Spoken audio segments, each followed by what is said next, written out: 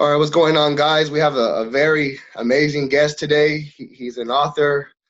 He works in the construction industries behind the desk, unlike most of us out here doing the labor work. Very intelligent man, hypnotist. I'm very honored to have him on the show. Ladies and gentlemen, Giuseppe Filotto, also known as the Kurgan on YouTube. How are you doing today, brother? Good. Thank you very much. That was a pretty awesome introduction. I'm feeling a bit shy. No, thank you. It's an honor to have you, brother. It's always an honor to have someone who speaks truth here on the channel. No, thank you. So, well, my background for what I do is, I was a gang member for many years. The neighborhood I grew up in was once Catholic, one church, one community. The Mexican community I grew up in has been here since Mexico was California, was Mexico. And, you know, through segregation, we seen marriage rates were a lot higher. Families were traditional. Everybody went to church. Now, something happened, something went wrong around the time my grandfather came back from Vietnam. I was born to a single parent household, and I went down the wrong path of Satanism pretty much through the streets. I had no father figure, no guidance. And I ended up in prison, and I came to Christ in the most evil circumstances. And I was kind of sitting there wondering, well, how did all this happen? And I started to look back. And when I came home, there was only washed down Protestantism, you know, where no one really takes it serious. You just show up once a week, and that's about it. You give your money and you're on your way. So what I wanted to ask you about is, what is, a lot of people have bad judgments on the Catholic Church. What would you say to someone who thinks Novus Ordo is the real church? Well, okay, so I'm not sure where to start really, but I'm going to try and keep it short and simple. Basically, what happened, that's kind of why I wrote this, you know, that I know it's a very short book. It's like 98 pages. You can get it on Kindle as well. And it explains quite a lot of stuff. But basically what happened is the Catholic Church got infiltrated and taken over. And it was a Freemasonic plot that basically took place in Europe. And it started like in the 1700s. And there's going to be a lot more detail. I'm busy making a documentary on the real Catholic Church. But basically what happened is the Freemasons took over and infiltrated the Catholic Church to the point that by 1958, when the last legitimate Pope died, Pius XII, from the 28th of October 1958 until today, we have not had a legitimate Pope. There is one potential Pope that might have been legitimate, but he only lasted 30 days before he died. 33 days, something like that. And there's some question as to whether he died or was killed. But every Pope since then has been an apostate, has been a complete non-Catholic. Now, the proof of this is really quite simple to mention. And on my channel, it's video number 1. It's the video that it's 10 minutes. Basically, in brief, what happened is the Catholic Church was aware that there was this infiltration of Marxists, Freemasons, predatory homosexuals, and so on. Now, what a lot of people don't know about the Catholic Church is volumes, because everything that people your age, or even my age, I'm 50 years old, but people my age don't know anything about the real Catholic Church, because we were born after 1958. We were born into this like Novus Ordo stuff. I call it Novus Ordo. Obviously, it's a play on words on Novus Ordo. Novus Ordo is Latin for the new order, the new mass, which is an abomination. You know, the Catholic Church used to have a Latin mass that was the same throughout the world. So if you're a Catholic and you went on holiday in Vietnam, you could go to a Catholic church there and the service would be exactly the same as it was in Rome or Moscow or China or anywhere else. Part of the reason that the infiltration changed it to Novus Ordo, you know, is because they wanted to destroy that. If you have a communal, you know, an identical mass throughout the world that unites people. You know, you're living across the world from me, but if I come to whatever, Southern California, and I go to the church where you're at and you do the same Latin Mass I do, I get in there, I do the Latin Mass, I understand what's going on, I'm following all the way through, we're brothers. You know, you don't know me from a bar of soap, and I don't know you from a bar of soap, but it doesn't matter because we both know everybody in this room believes the same, you know. That's a very powerful thing, and that is partly, you know, I'll get into, I'll go on to this. But anyway, to answer your question as to what happened is there was this infiltration. The clerics of the Catholic Church were aware of this. Pius XII was aware of this, and even back to Pius X. So to Vatican I, one of the problems that a lot of Protestants have with the Catholic Church is they say, oh, but Vatican I said that the Pope is infallible. Now, yeah, that's what happened in Vatican I, but really it was just the Pope that said that, and most of his cardinals didn't actually ratify or agree with it. This was because he understood what was happening, and he was like, shit, I better hold the line. So he just basically tried to say, no, what I say goes and is the law, to try and block it off. But, he didn't dramatically change any of the other sort of important things. Now, after Pius XII, or rather before Pius XII died, he also wrote a couple of encyclicals where if you read the encyclical that I think it was 1905 that he wrote it, I can't remember exactly, and I can't remember the name of it, but if you go to canon188.com on the About page, there are links there, and it's one of the links in there. If you read that thing now, it was written, like 100 years ago or more, and it reads like if it was written yesterday about the problems that the church is facing, like the infiltration by, again, predatory homosexual, transgenderism, all the crap that we're like dealing with now. They knew it was coming. So what they did, they essentially ordered, before this, they ordered a compilation of all the church rules. And they created a code of canon law, which is called the Code of Canon Law of 1917, and is known as the Pio-Benedictine Code of Canon Law, because it was started by Pius, I think the 10th, and it was finished off by the next pope, because the one pope died in between, and the other one carried on. So in 1917, we had a Code of Canon Law that defined what are the rules of the Catholic Church and so on.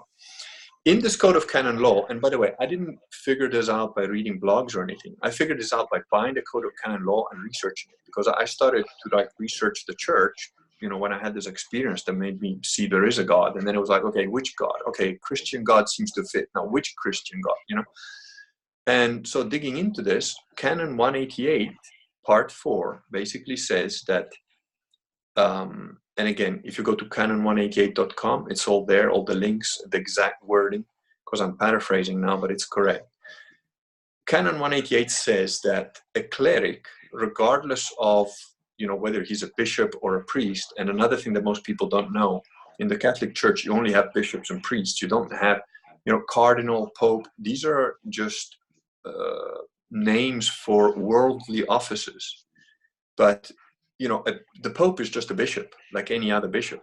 Now, he just happens to be the Pope because you have to have a hierarchy, because we do live in the world, and in the world, you need a hierarchy to get things sorted out. And by the way, heaven is the same. You've got a hierarchy of angels, archangels, cherubims, whatever. And again, saints, you've got an order of saints, like martyrs, in my opinion, are above warriors, and so on. So hierarchy, there's nothing wrong with that. Heaven is a kingdom. You got a guy at the top, and everything flows from there. So you've got to have a hierarchy in the sort of material world, but we live in the world, we're not of it.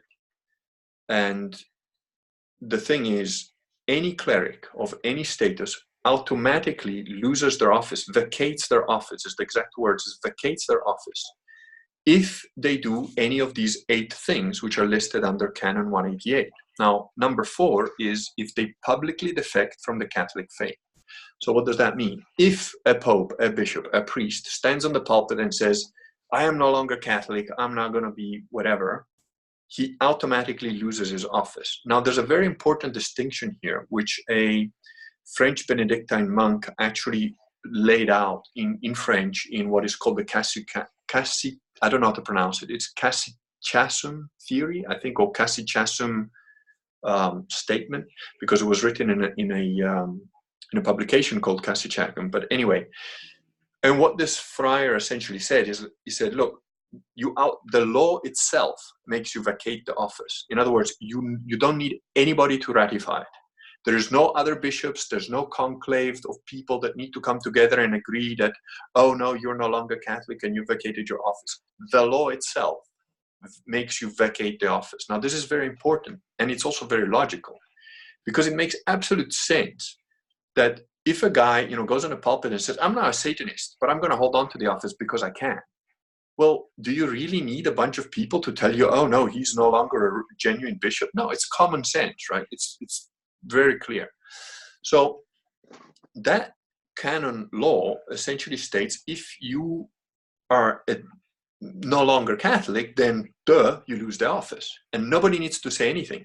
Now, what the French Benedictine monk clarified is, yeah, you lose the office. Now, you might hold on to the office materially. In other words, you can hold on with your tooth and nail and say, no, I'm going to keep my office. I don't care. You know, it's not proven that I'm a Satanist or whatever. But it doesn't matter. You're holding on to the worldly office, but you've vacated the spiritual office. So you therefore have no longer any of the standing of an official cleric of the Catholic Church. This is extremely important, because what does this mean? It means that people who have publicly defected from the Catholic faith are not valid Catholic clerics. Now, this applies to every pope since 1958 on.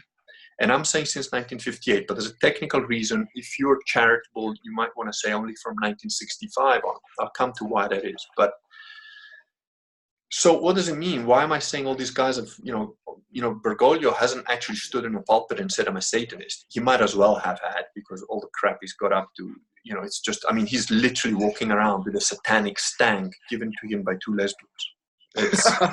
It's not, I'm not kidding. I'm not making this up. You know, there's pictures of the guy.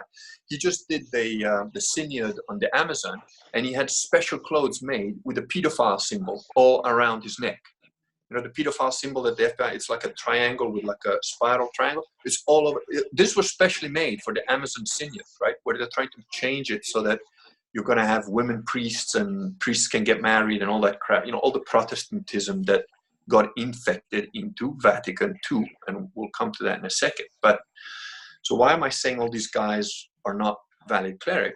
Because of Vatican II. Now, Vatican II is 16 documents that came out between 1963 and 1965, and you can get them online. Again, if you go to canon188.com on the About page, it's got all the links to all the stuff, so you can dig into it deep for yourself. You don't have to believe me. You know, there's links to the original documents and so on. Every one of these 16 documents is completely heretical. And at the About page in canon188.com, there's actually a link to a discussion on the heresies of Vatican II, and it's brilliant. It's actually funny. It's about 16 pages printed, so it's not hugely long. But some of it it just made me burst out laughing when I first came across it and read it. Like, one of the things that I remember was, I'm just going to try and remember. It's in the book, believe anyway, it's in there, but it's something like, the Vatican II document said that, oh, it's okay to pray with the other people who are not Catholic, and everybody's religion is valid, you know, just complete ecumenism that has never stood in the Catholic Church. It's like, either you're Catholic or you're out. You know, it's like, you don't assume that Islam is valid or Buddhism or whatever, you know. And yet they try to change this and many, many other things, complete heresies. And in one of the things, it was like, our judgment of this is the same as our Lord's when he came across apostates and people that are like, you know, were unbelievers and whatever. Unrestrained loathing. You know, I just thought that was brilliant. So anyway, you can see all the heresies of Vatican II. Like I said, Vatican II were 16 documents that came out between 1963 and 1965. Now, if you're a priest of the Catholic Church, you should know the basics of the Catholic Church. I'm not a priest. I wasn't even a Christian. I wasn't even baptized. I wasn't even a Catholic. And I went to look all this stuff up, and I read up, and it's not hard to find. And I figured all this out. Now, if you're going to be a priest of the Catholic Church, are you telling me that you shouldn't know what Vatican II was about? Of course you would know. Of course you should know. And since 1965, and bear in mind that when Vatican II happened, there was an uproar. There was a lot of priests, a lot of lay people that left the church because they said, this is no longer the Catholic Church. A lot of priests that said, no, we're against this.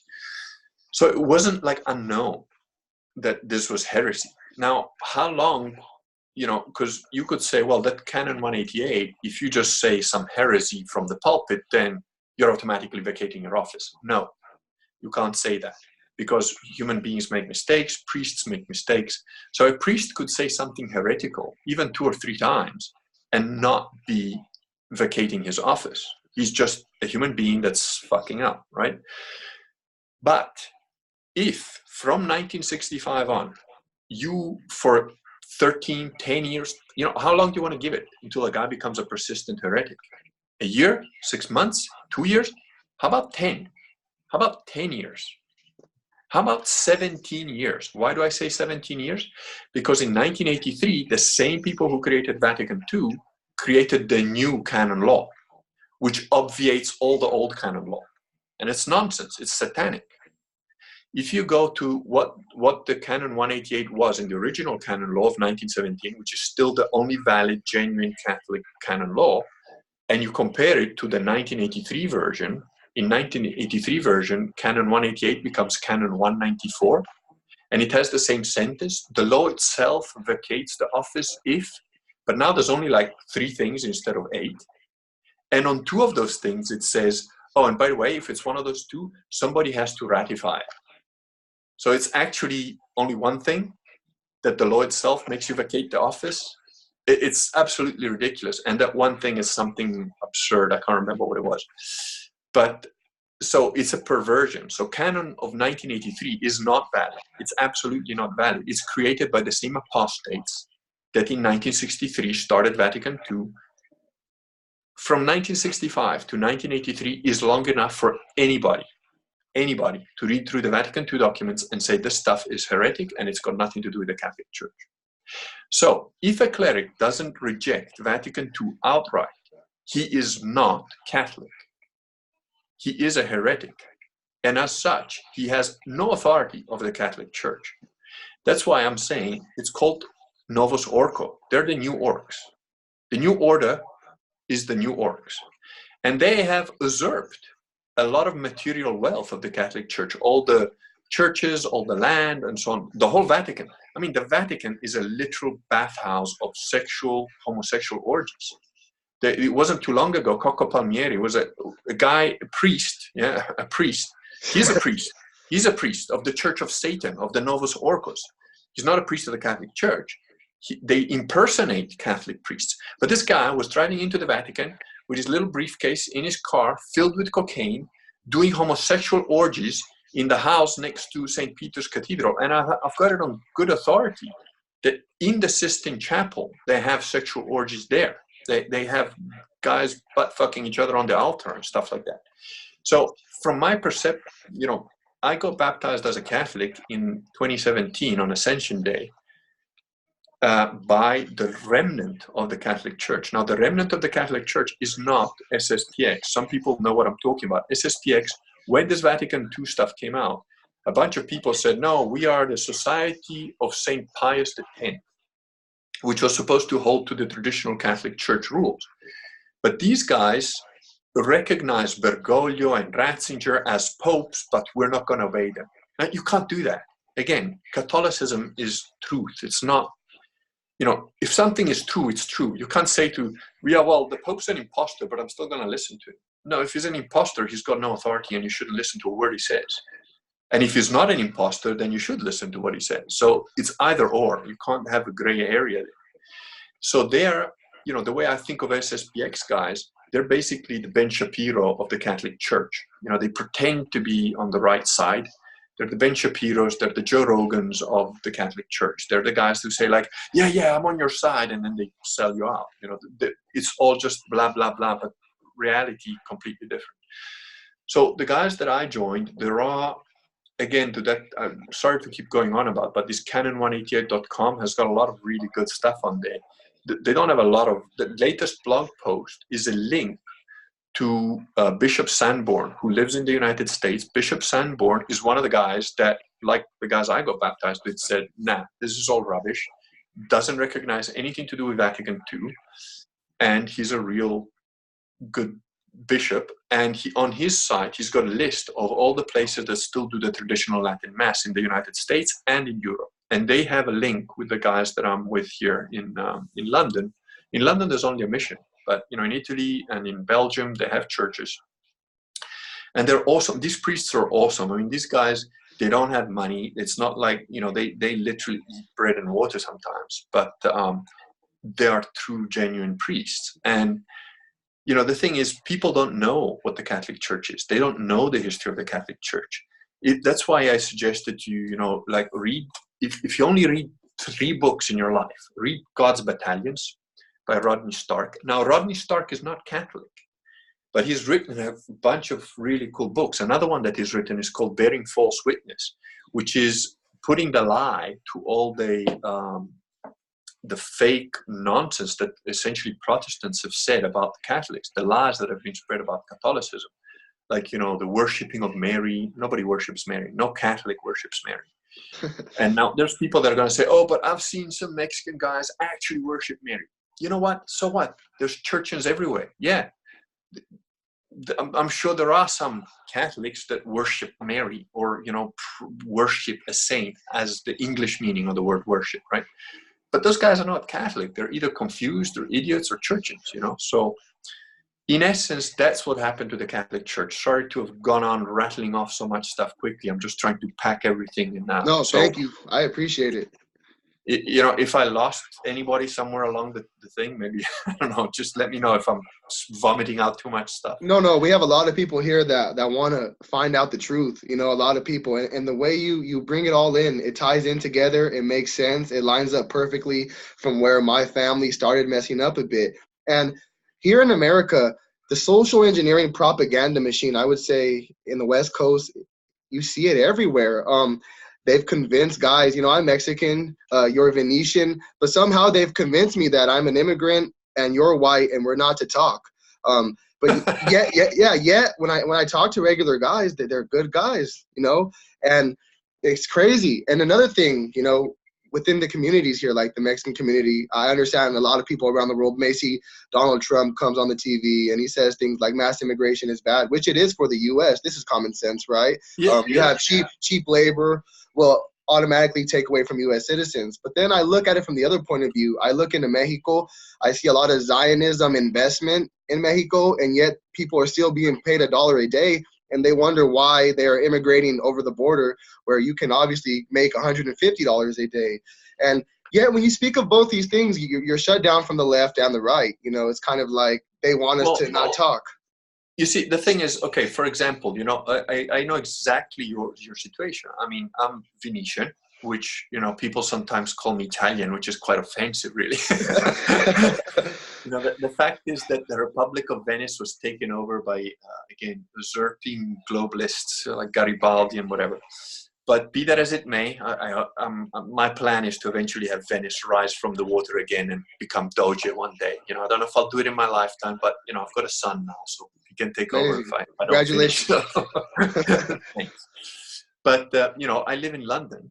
So I'm an immigrant, right? Now, I've never taken a penny from the government. I pay my taxes. You know, my situation recently has changed quite a bit. So I'm not, you know, I used to make pretty decent money. I don't make that sort of decent money, but I've got a better life. You know, I've got a bit more time for my wife and kids, and to do this, you know, like to talk on a video or whatever, and just share a little bit of the stuff about Christianity. But the thing is, I've still never taken a penny from the British government, and I never will. I never have in any country, including Italy. I'm not shaped that way in my head.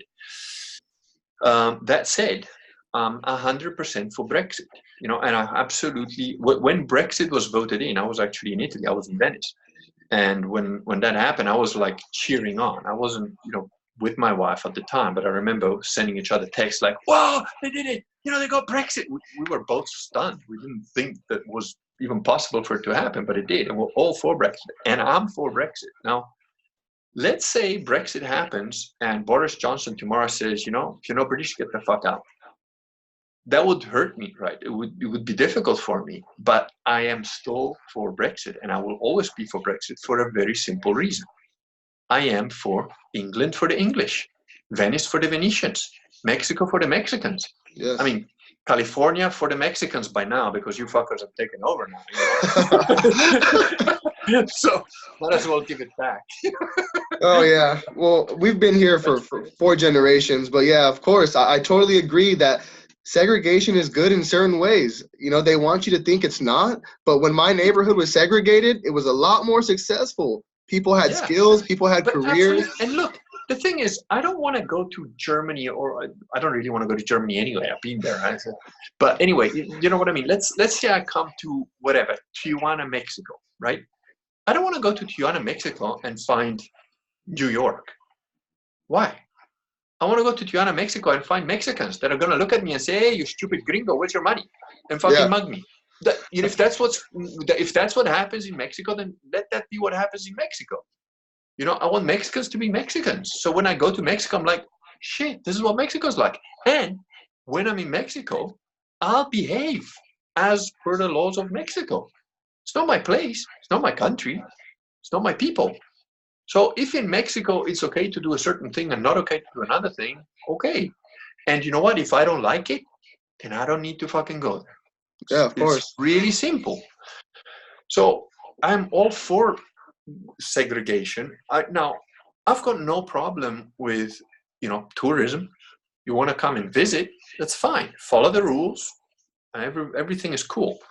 I am not for immigration. I don't believe in. I believe that a small percentage of immigration is fine. You know, like, again, if, you know, let's say you've got a country X, and 90% of the population is the nation from that, you know, from that country, and like, you know, 2% is from other countries, and let's say the remaining 8% is mixed. You know, they're half of the country of origin. Maybe they married somebody from somewhere else, whatever.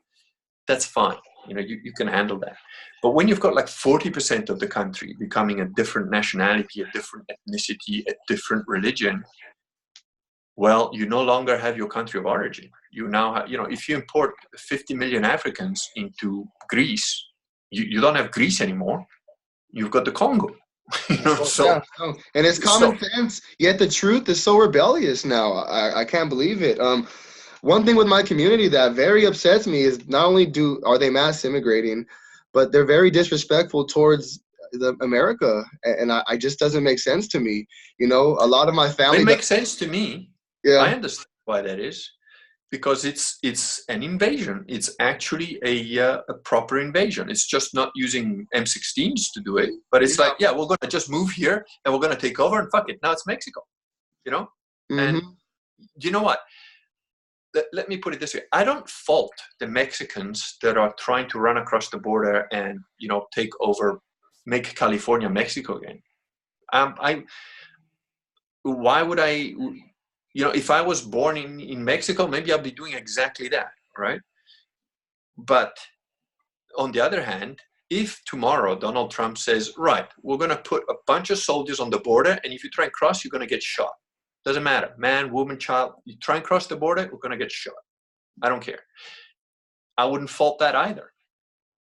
You know, it's like, look, I've lived in Africa for 25 years. Man. Like, people will kill you there for your shoes. But you know what? They really need those shoes.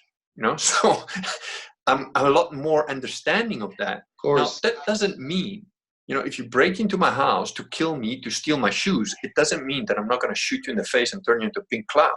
I will.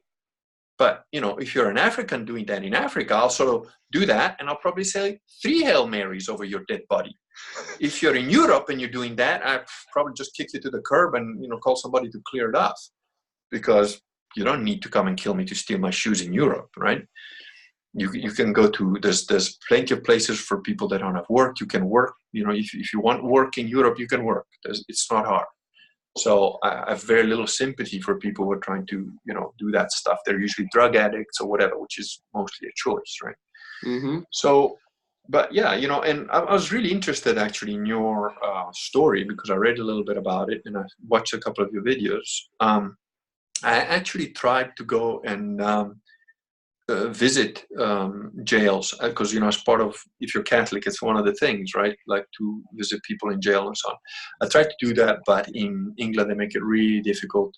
There was only one jail where they said they would put me on the list, and it was actually a women's jail apparently, and I signed up for it, but, you know, it's been years and I haven't heard anything, so I doubt they'll put me on.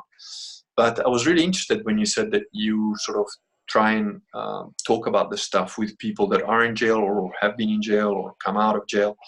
it's something that's actually quite interesting to me, because I've got this theory that, you know, people who become criminals, and look, this doesn't apply across the board, right? I'm not saying this is the general rule, but people who end up in jail, especially for physical violent crimes, that sort of stuff, and if they're men, you know, it's a thin line, right? If, let's say there was a war and that guy was recruited in the army and he went out, he might turn out to be a hero, right? He might be fucking brave and kill a bunch of enemies and protect his friends. But you put that same guy in an urban environment where he's got no father figure, where he doesn't know what the fuck's going on, and it's like, yeah, you're gonna become part of the gang. You're part of the gang now. The loyalties to the gang. What's the difference, really? You know?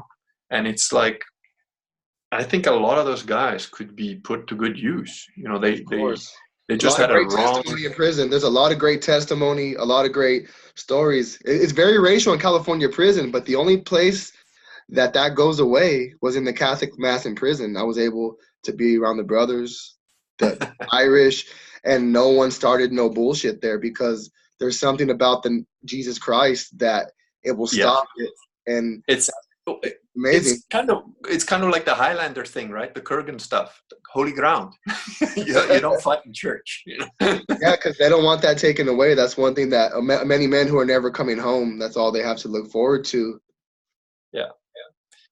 You know, so look, I tried to synthesize everything in the book that you showed that I wrote, and I'm not, you know, like I keep telling people, you know, there's a lot of these freaks that like go on your channel or mine or whatever, and they're like, he just wants to sell books. I'm like, dude, I can't make a living off my books. If I had to live off my books, I'd be in the street. You know, my kids would starve. So, you know, of course, the amount of they don't understand it sometimes. Yeah, they always want to prove you wrong or just make fun of you.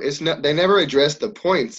When I got, no, but it's envy. It's envy. These are people that are these are human wreckage. You know, it's like what Vox calls gammas, right? He's come up with this term called calling them gammas. He gave them a letter of the Greek alphabet, and these are guys who will achieve nothing, have achieved nothing, will never achieve anything. So all they can do is criticize and snipe. But you know, these are the guys that never got laid. Look. If you're successful, making money and getting laid, do you have time to, you know, talk shit about other people's stuff? You're busy crushing, man. You're busy doing cool shit. You know, it's like these guys are sitting with their dick in their hand all day in the basement somewhere, looking for YouTube videos, and they're like, oh, that guy, and they probably don't even know why. That guy upsets me. I get angry. Well, because he's confident. Oh, he's got a wife. He's got kids. Oh, he's written a book. Oh my God, no, it can't be real. You know. If he is real, then it means I'm a worthless piece of shit. So I'm going to try and drag him down to my level. That's all it is, you know, but I just ignore those guys. I just ban them, and I don't even talk to them. I just ignore or ban. No time for that. You know, it's crazy because I gave my life to the gang. I ended up with nothing, just to sell. I gave my life to Christ, and I had a job digging holes. And I was blessed with a union opportunity with the Iron Workers Union. They build parking lots and skyscrapers. I passed the drug test. I got my driver's license, a car with insurance. I was trained in mathematics, up to date. So now every year I'm getting more money as well as a retirement plan. And none of this would have ever been possible without the morals of the church. Without me going to confession. Every week it's on my mind. Hey, what the fuck? Hey, you have to tell the pastor, you know. and I want to thank you. I still swear like a sailor, so I gotta probably clean that up. But yeah, that's awesome, man. That is really, I can't really express how happy that makes me to hear that story that you just told about your life. That is so brilliant. That is so cool, man. And you know, it's important. You got to tell people that. That is so powerful, you know, that you just got your head down and got it right. And yeah, the confession thing, it certainly civilizes you, no doubt about it, because you know, you do. I mean, like, we only have mass once a month, and last month I missed it because my wife injured her leg a little bit, and I was just working and so on. But anyway, the thing is, so it's a month in between sessions, and then you sort of, when you do some stupid little thing, or you lose your temper at work or whatever, you know, you just like, oh. And yeah, like I said, even in this video, right? Sometimes I swear a little bit on purpose to like shock people a little bit into like listening, because, you know, maybe the guys watching your channel or whatever pretty hardened to it, I would Oh yeah, guess. a good You amount know, of the audience, yes. yeah, but you know, the thing is, you kind of got to talk a little bit to your audience to a certain extent. So if I was going to a gathering of like, you know, 60-year-old ladies playing bingo, I would probably swear a little bit less, you know. Hmm. But if I'm talking to guys that have been in jail and whatever, then I'll just be myself and not like censor anything, because fuck it, you know. I haven't been to jail, but I've had an interesting life. Let's put it that way. No, yeah, I'm And I've pretty sure worked. you would do very well in there. You wouldn't have no problems. I think they'd stay away, man. You're a good I don't man. know, man. You know, gangs are a heavy thing. I mean, it doesn't matter how good. You know, I learned that in training. Like before you get the black belt in our old dojo, you get a year of getting the shit kicked out of you every session. And then there's a specific session, which was Tuesdays, which you will get your shit kicked out. And they don't even let people watch. They don't even let spectators come in, because they get freaked out by the fucking blood. You know, it's just, honest to God, it was by invitation only. You could only come to that class if you were asked to come to that class, and you couldn't just come and watch it. In all the other classes, you could come sit out and watch, but those was just like, no, it's the guy at the door saying, no, sorry, just stay out. And they put 15 guys in front of you. It doesn't matter how good you are. They're good too. They're all black belts. You're not quite a black belt yet, but even if you're good, you know, you got 1, 2, 3, then you get tired. 4, by the time you get to 15, you can't fucking move anymore. It's the same in jail. You know, nobody's invincible. You know, you just let your guard down the 1 second, that's when they fuck you. So, you know, it's not, I don't think there's a, and plus, you know, you got to think the other way too, right? Because let's say you are the meanest, baddest asshole in there, and as soon as a guy gives you a little bit of let you crush him, well, guess what? How many more years get added to your sentence? You know, so it's like fucking, And it's a dead end game, right? it is a dead end game, and men in there they are honored to catch more time for the gang in prison. It's the craziest thing, you know. They get a knife in their hand. They said they get told the reason why to do something, even though it had nothing to do with them, and they're honored to do it. It's very sad, very sad. It is very sad because, but that's why, at the same time, that's why I'm saying those guys put in a different situation would be awesome people. The reason I say that is that, you know, there is a mentality in gangs, in soldiers, in school, in martial arts, you know, there is a mentality where the loyalty is all. And you know, if you're in war, if you've ever been in a situation where like you literally gonna fucking die or your friend's gonna die, you're all in the same shit together, where it's something serious, right? There's people gonna get killed. If you've ever been in that sort of situation, the loyalty of the guy next to you that doesn't run off, that stays with you, that dies next to you, once you've experienced that, you will never fucking betray those people, you know. And if you do, you're not a man. You're automatically ostracized. You're no longer part of that tribe. You've got nothing to do with them. They will all just, they might not even say anything to you, but you're nothing. You're now nothing. And there is a truth in that, you know. There is, because again, imagine, give you another context. Look at the Knights of Malta, right? You just bought that book, the 1565 Siege of Malta. There was like 300 knights that held off thousands of Muslims. I mean, these guys were all broken, wounded, broken arms, shot.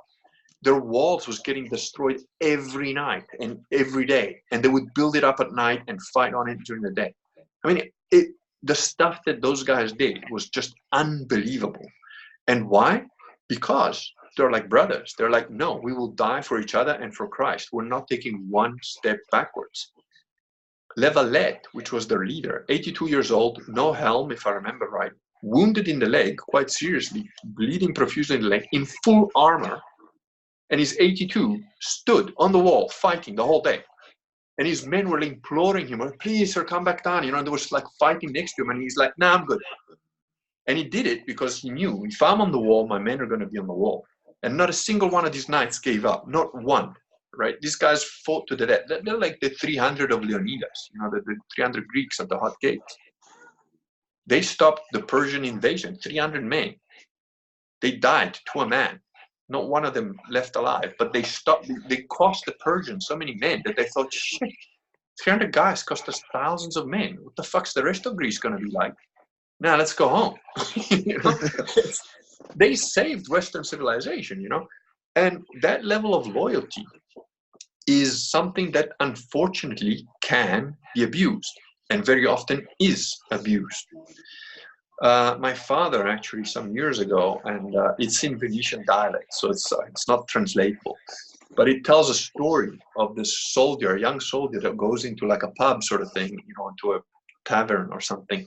And it's an old story, right? It's from the 17 or 1800s, and sees this battle-scarred like man who's clearly been army trained or military trained, and he goes up to him and says, "Excuse me, sir, can I buy you a drink? I'd like to hear your story." You know, because and the guy says, "Yeah, you can buy me a drink, but you don't have to buy me a drink. I'll tell you my story. What do you want to know?" And he goes, "Well, you know, I'm a soldier and I see that you're a soldier." And the old man looks at him and goes, "I'm not a soldier, boy. Never been a soldier. Soldier's a fool's game." He says, "But you're covered in scars." And, you know, and he goes, "Yeah, I've been a warrior. I've been a fighter. I've been in plenty of fights. Don't be a soldier. Soldier's a mug's game because you're fighting somebody else's war. I'll fight for my family. I'll fight for my friends. And I won't take a step back, but I'm not going to fight for some stupid politician. Don't be a soldier, be a warrior. It's different." And it is different, you know. But the thing is, if you get a group of those guys, like let's say, again, the Knights Templar, those guys saved Western civilization. Do you think that their level of loyalty was any different from the guy in jail who some other idiot tells him, "Oh, stab that guy"? Why? "Oh, because I said so, and I'm your gang leader, I'm your gang member, I'm your brother." "Yeah, okay." You know, and he doesn't even know why. So that is how you abuse the loyalty. And you know, this shit's important. If you could get this message into a jail and say, "Look, guys, yeah, you're a gang. How about this? How about I'm gonna fuck with all your minds. You guys think you're tough, big gangsters. I'm gonna fuck with your mind." And I would love to be able to go in a jail, sit in a room full of these guys, no weapons, no nothing, no cops. I'll fucking walk in there, no problem. And say, "Right, you're all big guys. You're fucking 25 years old and 3 times my size, and you can probably bench press me with one hand, okay? And I'm trained in all fucking sorts of martial arts, but 25 of you in here, you can tear me to fucking pieces. Well, now sit your ass down because I'm gonna tell you, you don't know shit. You think you're tough because you're all brothers, you're all in the gang. Yeah, you're tough. All right, I've got a challenge for you fuckers. You think you're bad guys. Here's your challenge. Be good guys. Have the same fucking level of loyalty to each other, but be good guys. Make the jail better. Fuck the cops. Fuck the screws that try and sell you drugs and fuck you over and give you more time. No, you protect each other from the other gangs too, if the other gangs are too stupid to get it. But you, this gang that's in here right now, you become good guys. You become soldiers, like Christ's soldiers. You become like Templars. You look after each other, not because of, "Oh, that guy stole my cigarette," or "that guy said a bad word," or "that guy dishonored me." So what? That's what turn the other cheek in the Bible means. If you're a little bitch and some guy calls you a bitch, you're going to stab him because you have to keep your manhood up. If I'm in fucking jail just for me, for myself, and some guy calls me a bitch, I don't give a fuck. The minute he tries to put a hand on me, or the minute he thinks that, you know, he can rape me, him and his buddies, they're going to have to kill me because I'm going to take eyes and fucking throats and whatever, you know, they're going to have to kill me. And people make that mistake, right? They make that mistake because they think, "Oh, he's polite, so I can keep pushing." You know, like my brother and I are very different people. Like when we got, you know, he drank more, I didn't, but whatever. You know, we're in a social situation when somebody starts to give you shit, I just keep quiet and ignore it. And because of that, I'd end up in a fight eventually because the guy will keep pushing. My brother, even when the guy's maybe not giving him shit, maybe he thinks he's giving him shit because he had a drink too many. He's like, "What the fuck do you want? Fuck off. I'll beat your ass right now." And he never got into a fight. So as soon as something happened, it's like, "What do you want?" People mistake being polite for being weak. But that would be my thing to the gang. I'd say, like, who's the gang member here? Who's the big boss? You know, there's 30 of you in the room. I'm by myself. You can fucking kill me if you want. It's not going to change anything. Who's the big boss? Is the big boss got the balls to stand up and say, "I'm the boss. I'm the leader of the gang"? Stand up. Where are you? "Oh, there you are. You're the big boss. So you're the leader of these guys. I'm going to fucking challenge you then. How about you become good? You become the good gang. Don't fucking do your initiation by killing some random person in the street because that makes you tough. That doesn't make you tough. That makes you a bitch. That makes you a little bitch." Mm-hmm. And I'm standing here, right, telling you, you can kill me. If all 30 of you jump on me, I'm going to fucking die. Do I look scared to you? No. Because I'm not a little bitch. So man up. That would be the fucking message I want to put to a jail. That would be what I want to say inside a jail. And you know what? If the first guys that let me speak to, to tell you the truth, I would talk to the Mexicans, I would talk to the blacks. The one guys I would have a fucking problem talking to are the neo-Nazi guys. Oh yeah. Those guys I would have a problem talking to. And it's because they're fucking stupid. They are so stupid that you can't get through to them. A lot of those guys are brainwashed from birth, and it's hard, and their ideology is completely different. But man, I would have no problem walking into a fucking 30 people that they're dark as coal, and I'm the only white guy there. I got no issue with that. I would talk to those guys, and I'd be like, yeah, looks like I'm the only non-nigger in here. Let's see if I survive another minute. Yeah, exactly. But they'd respect that a lot more than you going in there and being scared. It's probably the opposite of what you would think. But that's what I mean. And those same guys, if you turn them around, imagine what a force for good those guys could be. Imagine if all those guys, instead of being caught up in all that gang shit, ego, money, because what happened to those men? They got twisted into the world. They became part of the world, right? And the world is run by who? Satan. That's what Christianity is, right? We are under the dominion of Satan. It says, live in the world, don't be of it. So you got to survive the reality, the shit that comes to you, but don't be of the world. We don't care about the world. We don't care about material stuff. We don't care about your ego. We don't care if you're driving a Ferrari or a fucking broken down bicycle or you walk.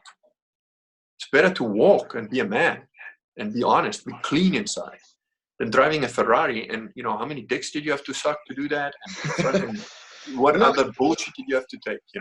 It's crazy because guys like you, Vox Day, Owen Benjamin, they would be considered, a lot of people that, Owen tries to tour. He can't even get venues, because people don't want to sell to him, right? And it's crazy, but yet you have a rapper who's talking about driving a Lamborghini, getting his dick sucked, and is #1 on the billboards. It's just completely backwards. And you're right, we are under the dominion of Satan, without a doubt. That's right.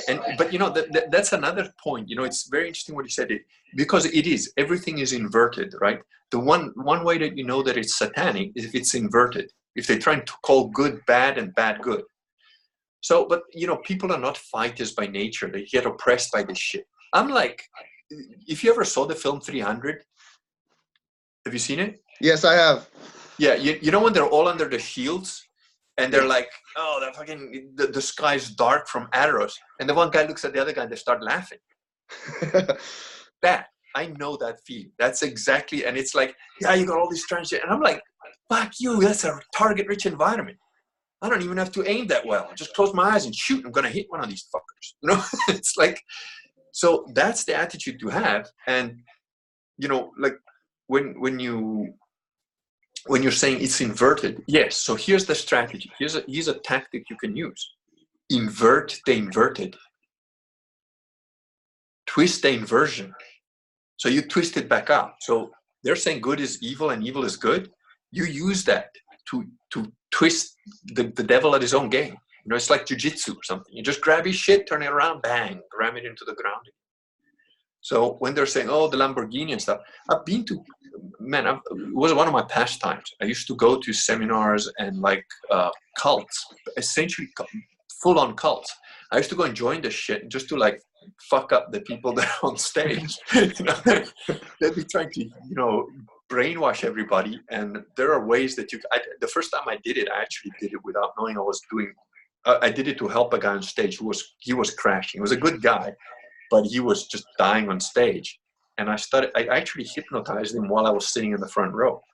Because by watching him, there's certain things you can do. And I started doing little nods and stuff. And then he got confident. At the end of the thing, he came to talk to me like, oh, that was great. You were so... He didn't even know what happened. But I did it to help him. Then I realized, shit, I can do this. So I went to these cults where they're trying to brainwash people. And I do little things where the guy on stage that's talking, I'm not kidding, 3,000 people in the room, all sitting down, listening to this fake guru going on about the avatar of Krishna and fucking absolute nonsense, right? This was with Amma, the hugging saint, who there's all sorts of perversion going on in her ashrams, and there's all sorts of weird sex stuff going on. There's people apparently have been beaten, some people have been murdered, some people have disappeared. Really hectic shit. Anyway, this guy's going on. There's 3,000 people in the audience, all sitting at the same level, no difference. I just make a little movement with my head, and the guy goes, "Oh, you don't know that?" I'm like, "No, I don't." "Oh, well, why don't you explain it to me?" And now he's having to explain himself in front of 3,000 people, and the whole place burst out laughing. And so I used to do this for fun. But, the thing is, that's what you do. You need to invert you need to ask the right questions. You need to like poke at things and sort of like, yeah, what? And but you can also go the other overboard doing that. You can just question everything and then nothing is real. Like one of the little criticisms I have about Owen is, I understand why, right? Because if you've been lied to all your life, you haven't had a decent father figure in your life, you have not been trained to think logically. You've not been trained to think objectively. You don't know about the basics of maths, logic. These are fundamental concepts that if you don't have those, you can't actually process things. You don't know what is real and what isn't. So you will start to question the moon. Is the moon real? Yeah, it's like, fucking hell, dude. Just grab a telescope, have a look. It's real, right? But I get it, because you start to question everything. And then it's like, you can go down all sorts of rabbit holes, So I think there is a danger in questioning everything in absolute sense. But for the most part, questioning stuff is all right. But you've got to start with a baseline. My own wife has had an upbringing that didn't teach her any of this stuff. And for a while there, it was like, she's like, "Oh, but what about this? What about?" And I'm like, look, you can come to the point where you're questioning the reality of a wall, right? And this is how I approach this when people are like that. I say, like, well, in your mind, then, is the wall real? Because the crap that you're saying there is no objective reality. I'm telling you, there is. That wall is real. And when they go like, well, what if? I say, you know what? Walk towards it. Just walk towards it nose first. Let me know when you realize it's real. Do it a few times. Do it at higher speed. If you want, I'll help. I'll push you into it a little bit. Just let you know. You know what? Then you'll know that's reality. And then they're like, "Oh, but what if?" No, what if nothing? For all intents and purposes, the wall is real. That's objective reality. Objective reality exists. It doesn't matter if you like it. It doesn't matter if you believe in the wall. You go walk at that wall. You just believe it as much as you like. Just make sure you go face first, yeah? You'll soon be disabused of the notion that the wall is an idea. Wall is a fucking wall, right? Yeah, the matrix concept. That's what you've got to start from. But that means there is an objective reality that doesn't matter what you think, what you feel. There is something above and below us that is true, regardless of whether you know it, whether you can see it or not. And, remember that in Christianity, we're all seen through a glass darkly. We're all wrong. I'm going on hard about being a hardcore Catholic, and I've chosen my fight. That's going to be my fight. That's it. Till the day I drop dead. Because that's the closest thing to the truth that I have found. That doesn't mean that I'm right about everything. And it doesn't mean that there is a single Catholic priest anywhere that is right about everything. There isn't. We're told we're all flawed human beings. But the point is, Catholicism, the real Catholicism, is the closest thing I found to the truth. It's lasted 2,000 years. Until 1958, it really sort of, Catholics catechized the world, and they civilized the world, because it's essentially Catholics that invented the scientific method. It's essentially Catholic that invented the concept that human beings have value, even though we're not equal. None of us are equal, but everybody has intrinsically a similar value in the eyes of God. Then it's up to you to make sure that in the world you do your best, But, I'm not like one of these guys that says, "Oh, well, mind you, I think most of us are going to all burn in hell. And even the ones of us that are not going to burn in hell are still going to burn in purgatory for a long time. Certainly, I know I am, if I'm lucky. Yeah. But, I'm not the one to say, like, look, you can be whatever, a feminist, hardcore black lesbian, and you might end up in heaven before me, because that's up to God, like, I don't think that's likely. But who knows? On the point of death, just before she croaks, she might fucking see the light, repent all her sins in a way that I can't even imagine in 1 second flat, and go straight to heaven, So it's not for me to say. But while I'm here, don't for 1 second think I'm going to hesitate calling out all the shit as you're going to burn at the stake. And if I physically have to light the fire under your ass when the laws change that we can burn you at the stake, I will. Because, you know, all that LGBT crap, it's all aimed at kids. And it's all about, you know, there's the statistics on this that like homosexuals are 11 times more likely to abuse children than heterosexuals. And that's the reported cases that we know of. And we all know that the reported cases are a fraction of the reality. So, sorry, man. You know, I've got good friends that are, you know, one of the guys that I trust the most in life, really, and he's only done good things to me, is full-on homosexual, right? And I consider him a good guy. So I don't see homosexuality any different in a certain extent to any other hardcore sin. Like, let's say, you know, you are, I don't know, the difference is like, let's say you're a child rapist. You can't stop raping kids, right? Some guys are child rapists and you can't stop raping kids. Yeah, I'm gonna take his head off if I can. You know, if it's up to me, he's dead. But I'm not judging him. I'm just killing him because he needs killing. You know, that would be killing because he needs killing. If I was the guy that has the right to decide, yep, this guy gets executed, yeah, I'd get executed. Doesn't mean I'm judging because I don't know what he's gone through. I don't know what his situation is. Similarly, you know, if you're a thief, you're a thief. You have to go to jail. If you've killed somebody wrongly, whatever, death penalty might apply. If you've got extenuating circumstances, maybe just a hardcore jail for a while. You know, who knows, right? I mean, if a guy's trying to kidnap and kill, say somebody's trying to kidnap one of my kids and a stranger kills this guy to prevent him from kidnapping my kid, fuck that. I don't want him to go to jail. Yeah. I'll give him a medal. Push comes to shove, I'll do his fucking time for him, you know? So that's, you know, depends. But what I'm saying is when you do the crime, you do the time. If you know, that is baseline Catholic law. And I don't know, I've gone off at a tangent, so I'm sorry, man. I talk a lot, so, you know. Viewers are going to love it, man. They wanted to hear the truth. One crazy thing, I read the Vox Days of Rational Atheists, and you see when the Catholic law was in place, there was a lot less deaths. When you look at atheistic-controlled governments, 65 million deaths, 40 million deaths, unspeakable, unthinkable things. Yeah, dude, I mean, like, you know, Stalin and Mao Zedong, Pol Pot and Hitler, you know, and people say, oh, but Hitler wasn't an atheist. Well, he was like a pagan, essentially. But whatever, just leave Hitler out of it. You know, just the Russians, the Chinese, and Pol Pot, they killed millions of people. In the last 100 years, they've killed over 100 million people. You know, that's why this is a hard, you know, when I first came across this idea, it shocked me. But Pinochet, right? Pinochet was the military leader that stopped the communists from taking over Chile. And he did so by killing a bunch of people and dropping them out of helicopters. If you're a communist, you got a one-way trip on a helicopter and you got dropped out over the ocean.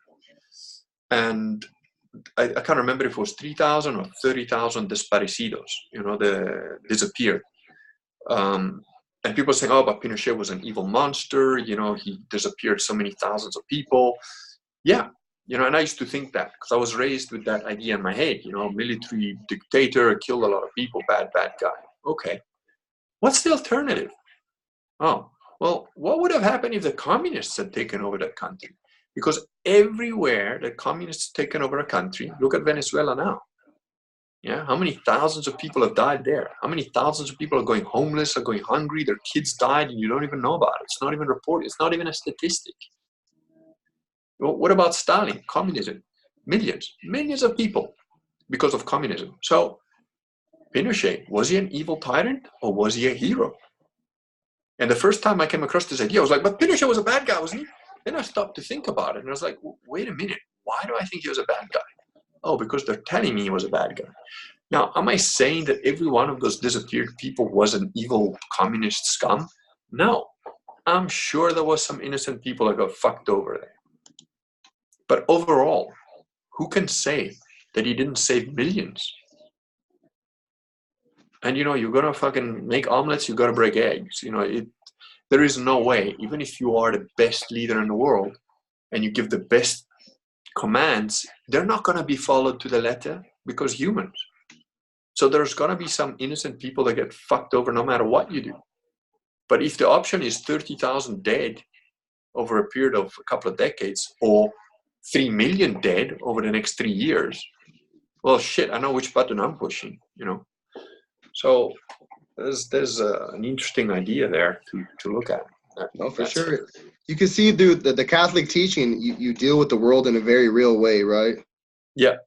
And, you know, it's really important to call these guys. That's why they made the T-shirts Novus Orco, right? They made me the crypto fashion guys, so cryptofashion.com, I think it is. They made a T-shirt that says Catholic, not Novus Orco. Because people don't know what Catholic, you know, I didn't know. You know, when the idea of becoming Catholic about 7 years ago would have been absolutely, I would have told you that even if you lobotomized me and hooked me up to, like, you know, electrodes, I wouldn't have become Catholic, because they're just a bunch of pedophile scumbags. That's what people think the Catholic Church is. That's not the Catholic Church. That's the Novus Orco Church. So that's why I coined that phrase, Novus Orco, because people are like, oh, did you spell Novus Ordo wrong? Haha, you don't know how to spell. And I'm like, no, idiot. I know how to spell. Wake up. And then it's like, what? What do you mean? What do you mean by Novus Ordo? And then, you know, there's the, like, boomers. Boomers are the worst, man, because there's one of them I argue with all the time online. And but even though we argue like cats and dogs, but there's still like a little Catholic thing at the bottom of it that ties us together, because, you know, when one of his family members is sick or something, I'm like, fuck, dude, I'm praying for that person so hard. I hope they get better, you know? But the thing is, he thinks, no, you can't just say that the Pope is not the Pope, because, you know, it has to be ratified. Why? Because he believes in the canon law of 1983. But the canon law of 1983 is made by the same evil fucks that made Vatican II, which completely turned the whole church upside down. Vatican II was, by the way, a lot of the Vatican II documents were created by Protestants. How can you have documents of the Catholic Church being written and designed and conceived by Protestants and put in? It's just absurd. And if you read the documents, it's clear. It's pretty clear. You know, what they did is they diverged the whole Catholic Church into one of the 40,000 branches of Protestantism. And, you know, most people got deceived. Most nominal Catholics, like you were, like, say, or, you know, your father before you even, they don't know what happened, you know, unless you study this stuff, unless you read this stuff, you know, you don't know about it. You just sort of think, oh, the Catholics, oh, yeah, the Catholic Church now rapes little kids. Oh, I guess that's what we do now, rape little kids. No. And, you know, there's people also like Anne Barnhart. Anne Barnhart has got a blog, and she does, like, podcasts, and she's awesome. I love Anne Barnhart, but she's completely wrong. I figured out why. It took me a long time to figure out why, because, you know, Anne Barnhart is very logical, and she's done a lot of stuff and a lot of amazing information on the church. She hates Bergoglio. She knows Bergoglio is not the Pope, but she thinks Ratzinger is the Pope. No, Ratzinger was one of the architects of Vatican II. He was one of the main architects of Vatican II. He's the guy who put the heresy in there. And, you know, when you got a German trying to change shit, we know how it goes. We've been there a few times now with Germans, right? World War I, World War II, and they're thinking third time lucky. No, fuckers. It's not gonna work third time either. You know, Ratzinger, by the way, he was Nazi youth. Not that I think that's particularly relevant, but Ratzinger was actually a Nazi youth. So, you know, and apparently John Paul II, the guy before him, apparently, I haven't confirmed this 100%, but apparently that guy sold some of the Zyklon B gas that was used supposedly in the gas chambers, although I'm not sure whether the gas chamber actually existed or not. I've read all sorts of things. It's really hard when it comes to, like, you know, the Holocaust stuff. Don't get me wrong. I believe Hitler was an asshole and he killed a bunch of people, and there's no doubt that a lot of Jews were killed, as were a lot of Roma, a lot of homosexuals, a lot of political prisoners. There's a whole bunch of people that were killed. It wasn't just Jews. But as for actual gas chambers, there's actually quite a bit of evidence that there wasn't any such thing. And I didn't believe this either. The first time I heard this, again, I thought, oh, look at these fucking stupid neo-Nazi assholes trying to deny the Holocaust happened. But the more I looked into it, the more I sort of came to the conclusion that I'll probably never know either way. But, you know, anyway, apparently John Paul II was one of the guys that sold this Zyklon B gas. So again, if you did have the gas chambers, maybe this guy sold the gas to the Nazis for it. It's such a bizarre thing that I don't know if it's real or true or not, and I can't be bothered because he wasn't the Pope, and it's clear from, another thing, John Paul II and Ratzinger, they both, and it's a church in Italy, it's going to be in the documentary, I can't remember the name of it, but it's a church that is designed and built by Freemasons to pretend church, but it's got all sorts of symbolisms that are related to Freemasonry 100%. And Freemasonry is completely satanic. The belief of Freemasons is ultimately Lucifer. They are for Lucifer. And both these popes went there to bless the church. And it's got symbolisms on the cross that is just like, what is that doing? That's not Catholic. That's upside down shit, So like, why do people assume these guys are Catholics? I mean, Bergoglio in the Philippines, a little girl asked him, why do children suffer? For basically innocence, why are children suffering? And what was his answer? This is the Pope, right? Supposedly the Pope. He's supposed to be the guy who knows the whole of Catholicism the best than anybody, right? What was his answer? Oh, there is no answer to that question and we must just cry. What the fuck? And you call yourself a Catholic? Just go away. The answer is very simple, because we live under the dominion of Satan and he hates us. If your kid dies of cancer, that's not God. That's why people are atheists. They sort of think, oh, wow, does God allow this shit? No. We are under the dominion of Satan. And why does he get, then the next thing for, if you're an atheist, is like, well, but then why does he allow the suffering to happen? If the devil is making all this shit happen, why is God allowing it? Because free will. Because if he doesn't allow free will, then it's not love. If I put a gun to your head and I say, hey, do this, that's not love, that's force. Or if I brainwash you so you've got no option, you're a puppet and you do exactly what I tell you, again, that's not love, that's force. Now, God has given free will, not just to us, but also to, obviously people, creatures like Satan.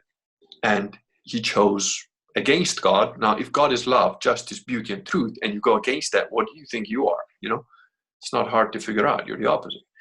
So, but then you say, oh, but then why let us all be born under him? Well, because we are born with, again, that goes back to original sin, and we're born sinful nature because we got corrupted from the start and so on.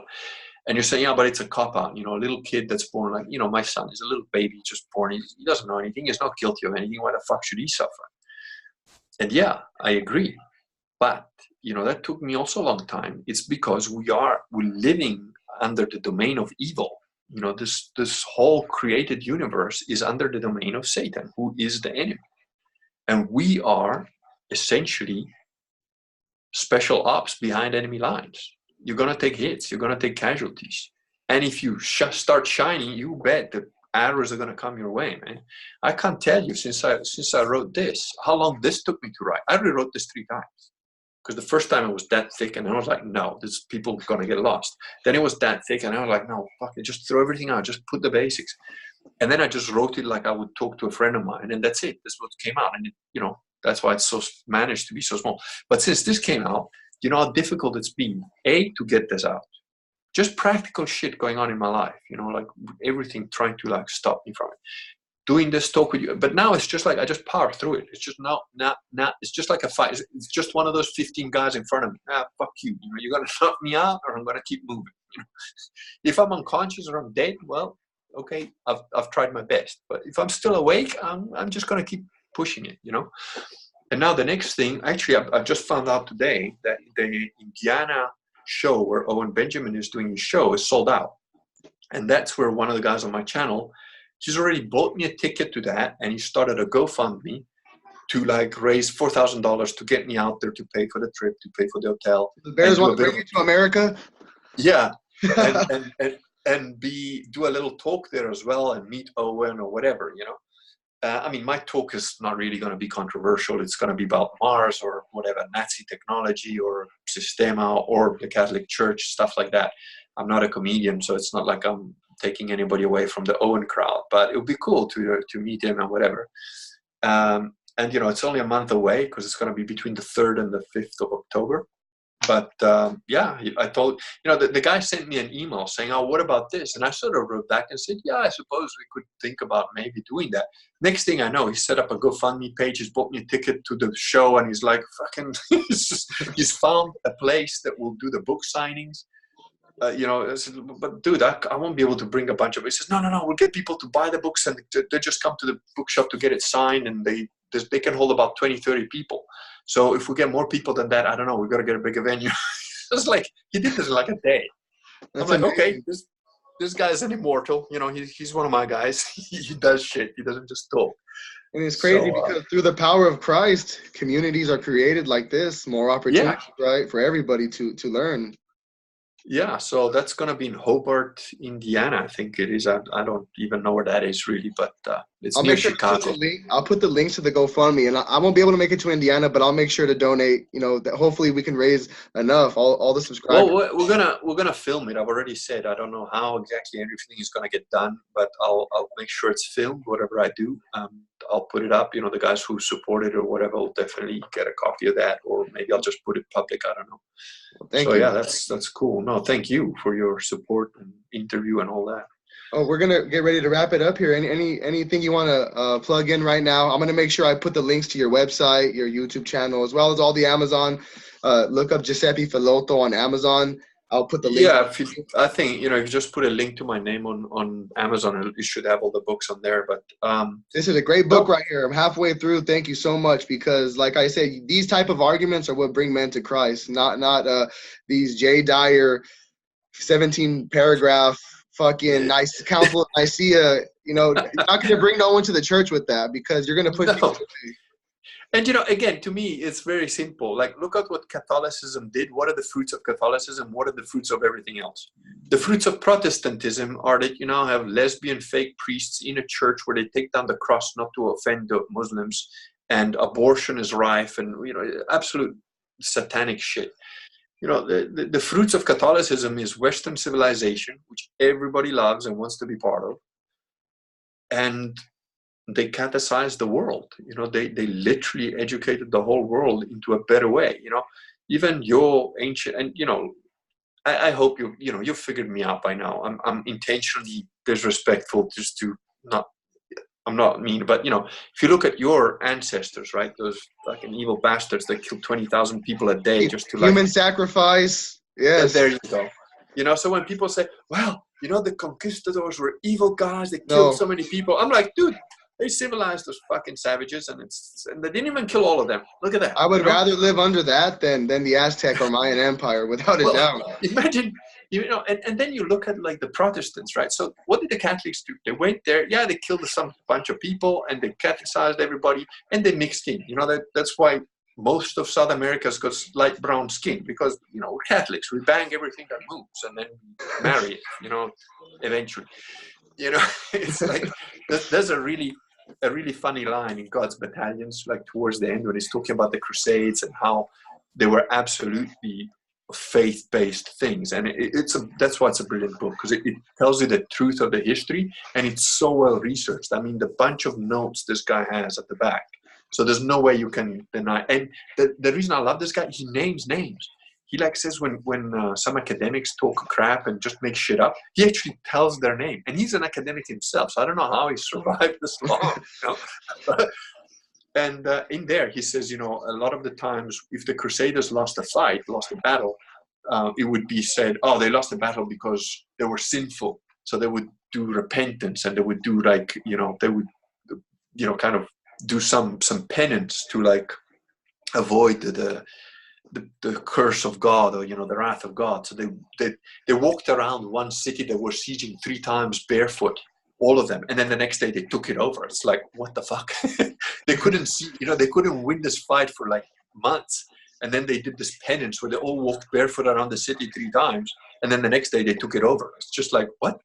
So it's just weird shit. But anyway, and he's talking about how they used to do all this penance, says, but there's a limit to penance too. The whores were never chased out of the encampments. It's like, I mean, the Crusaders were like, and these guys were believed, they literally believed. I mean, there's 40 Normans came back onto, I think it was somewhere in Sicily, I can't remember the name of the city, Can't remember if it was Salerno or whatever.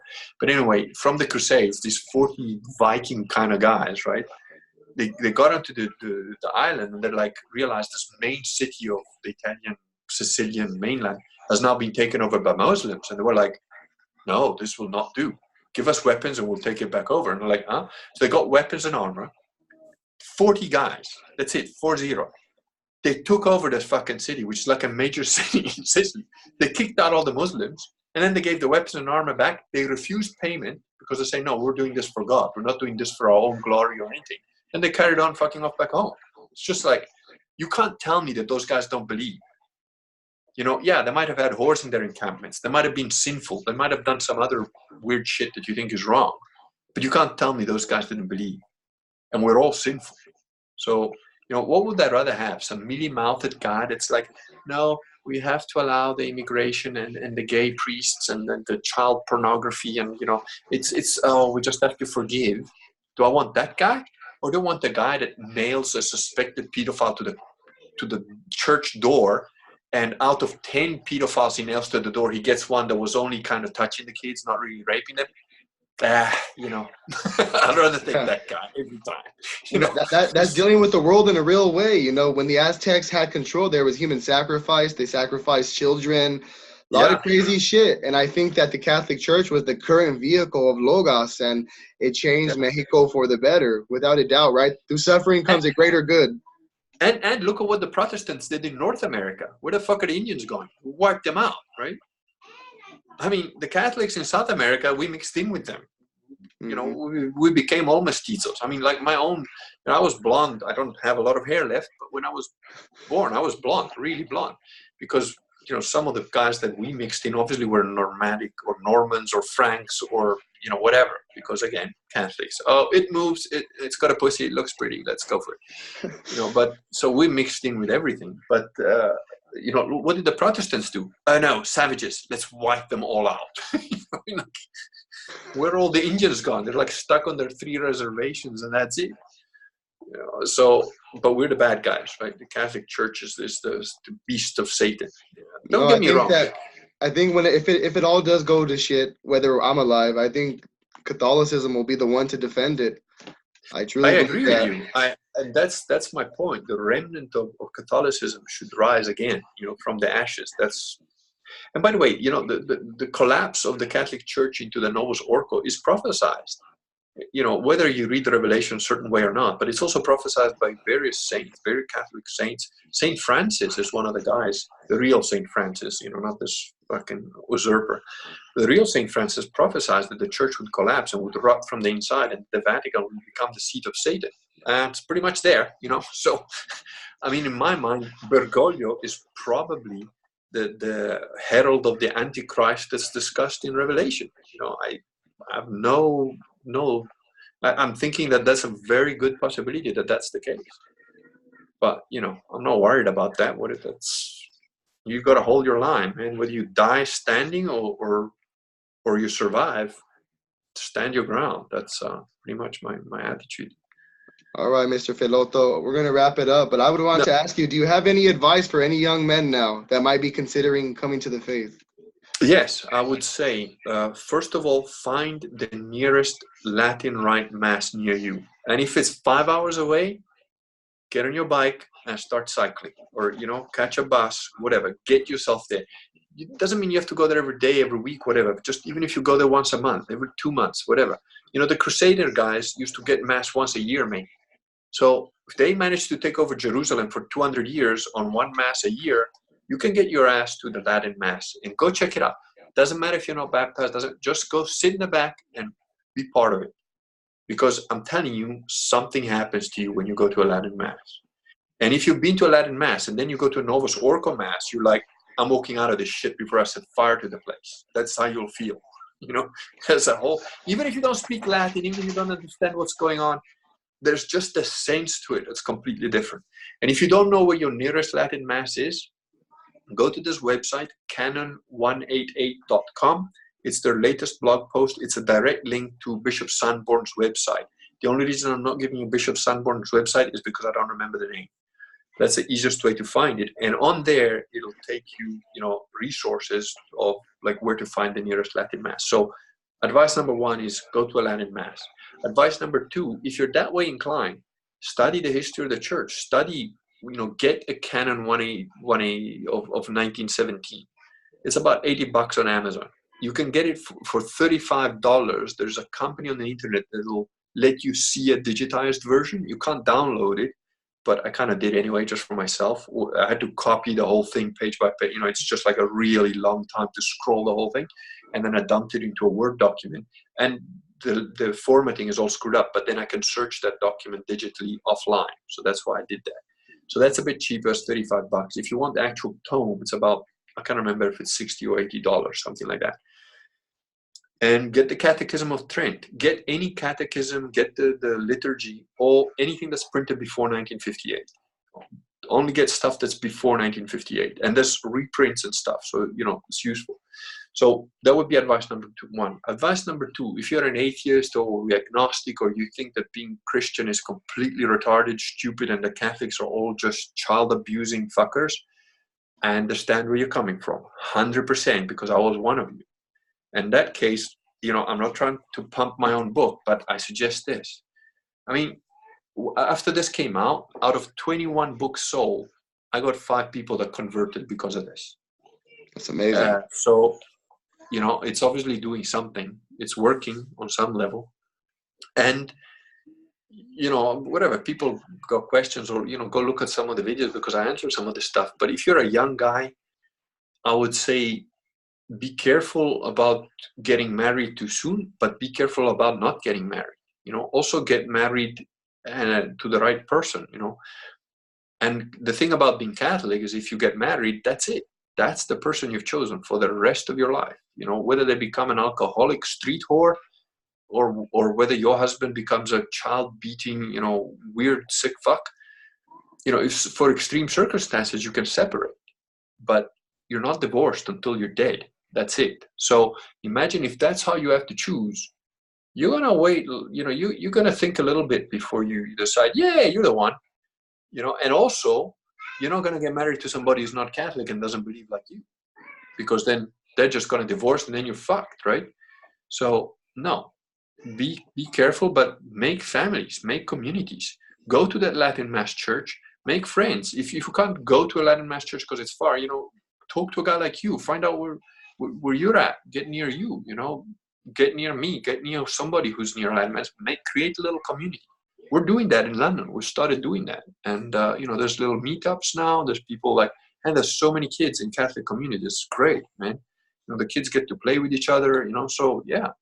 And slowly, city-states is where it's going to go. Because the world is going to go to shit. There is going to be really bad shit coming, economically and whatever. But if you're in a little community where you're all growing your own food, you all know each other's names, you all know each other's kids, that's going to survive. So my next advice would be, if you can, get out of big cities. Yes. And I'm the first that needs to get the fuck out of there because I'm in London, but that's going to be like fucking zombie town. But, I'm pretty good with an axe, so I reckon I can make my way to a boat. That'd be fun, right? Through zombies fighting stuff. But yeah, get out of the big cities, go to a little village somewhere, buy yourself a little piece of land, or work your ass off in a city quickly and then buy a little piece. It doesn't have to be perfect, Find the right person, go move in the fucking boondocks. And, it's better for you to go out in the middle of nowhere and you will find a more decent girl out there. Some little haughty redneck that lives in the boondocks and doesn't even have TV because she's too busy fishing. That chick's going to be good.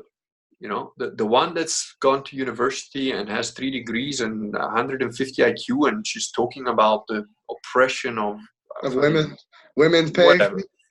Just fucking move on, Of course. But yeah, and I don't know. Look, if there's anything else you want me to do or say, whatever, I'm gonna put links to your to this talk, and Thank you. when you just send me a link, I'll put it on my next video when I do it. Yeah, I'm just trying to establish relationships with other communities. I'm trying to. There's a landmass. I'm on the West Coast. You guys messaged me 30 miles from where I'm from, and since I've been going, me and my wife have fully submitted to each other. My children are flourishing. I have 2 boys and 2 girls. I'm trying to have another son. So That is awesome. it's amazing. Everything That's is. well. And you're young and you've already got 4 kids. Well done, man. You know, I'm catching up. I'm in my 50s, but I'm still shooting not blanks. So, in fact, I got to watch out, because I think if we don't, you know, we might have another one coming soon. So, Keep on going, brother. All right, we're gonna wrap it up here. Thank you for stopping by. Thank you. They're very kind of you. And sorry I talk too much, but you know, that's how I am. Much appreciated, brother. God bless, and you have a great day. Thank you. You too. Good night.